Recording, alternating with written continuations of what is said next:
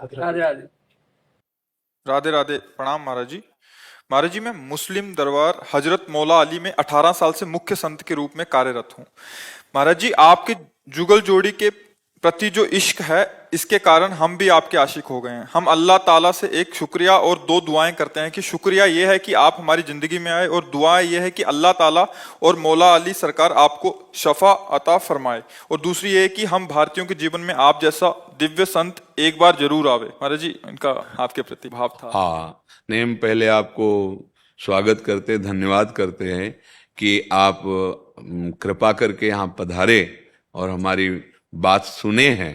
तो हमें बहुत अच्छा लग रहा है कि वास्तविक धर्म का स्वरूप इतना विस्तृत होना चाहिए कि छोटी छोटी मेड़ों में बंधकर एक दूसरे के प्रति जो राग द्वेषात्मक भाव हैं, इनको मिटा देना चाहिए। हमारे चाहे जो भी ग्रंथ हों, उन ग्रंथों में आप स्वाध्याय करके देखिए, चाहे हमारे रामायण, गीता, भागवत हो, या श्री गुरुवाणी जी हो, या आपके जो ग्रंथ हैं, आप उनको गौर से पढ़कर देखिए, भगवान को साक्षी करके, क्योंकि वो महान भगवत स्वरूप वाणी है।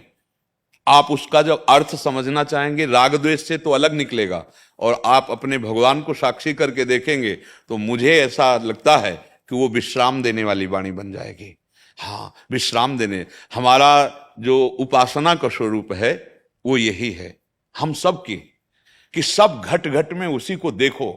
अगर उसके सिवा और कुछ नजर आ रहा है तो अभी हमें लगता है कि हमारी देखने वाली दृष्टि अभी ठीक नहीं है, राग द्वेषात्मक दृष्टि ठीक नहीं है। देखो, आप जो नाम लेते हैं वो हमारे भगवान हैं। हमें दृढ़ विश्वास है मेरे भगवान के सिवा और कोई नहीं। वही जिसे हम रामकृष्ण हरि बोलते हैं, उसे आप ऐसा बोलते हैं, उसे ही वाय गुरु कहते हैं। वही परमेश्वर है, परम ईश्वर, वही अलग अलग नामों से उपासक पुकार रहा है। तो बीच में जो राग द्वेषात्मक वृत्तियां हैं वो हमारी हैं, पर्सनल हैं। जैसे बिजली दो तार में चलती है, ऐसे ही राग और द्वेष, अनुकूलता और प्रतिकूलता, मान और अपमान, अपना और पराया, इसी पे माया मन को विचरण कराती है। अगर इन कनेक्शनों को काट दे, फिर आप देख लो तो आप जीवन मुक्त महापुरुष हो जाओगे। ऐसे महापुरुष हुए हैं जिनकी हम चरण वंदना आज भी करते हैं। कहीं भी हो, किसी भी जगह हो, जब ऊंचाई पर पहुंचते हैं तो सब एक ही नजर आता है, और जब तक बहुत नीची धरा में रहते हैं तो ऊंचा और नीचा समझ में आता है, अपना और पराया समझ में आता है। पहले तो हम मन से आपको प्रणाम करते हैं कि आपने वास्तविक धर्म के स्वरूप को समझा और आप यहां तक कृपा करके आए।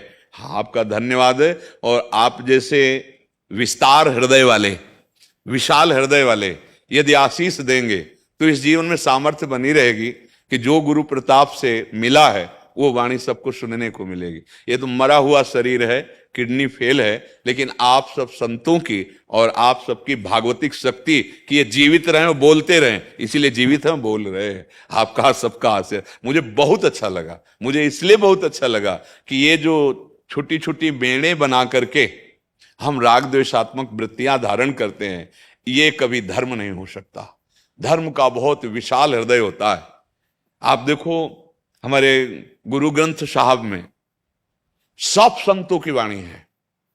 क्या दिखाया है गुरु ग्रंथ साहब, क्या दर्शा रहे हैं कि हमारा जो स्वरूप है वो सब की वाणियों में विराजमान है। जो सब संतों की वाणियों में विराजमान है वही मैं हूं, दूसरा कोई नहीं हूं।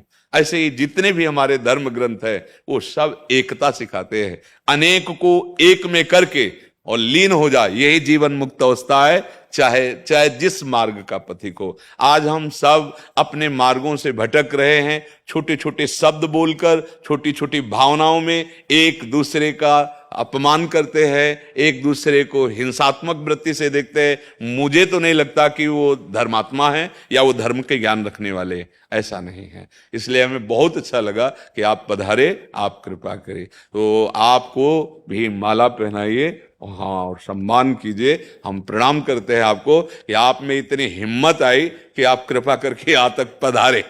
हाँ, बिल्कुल।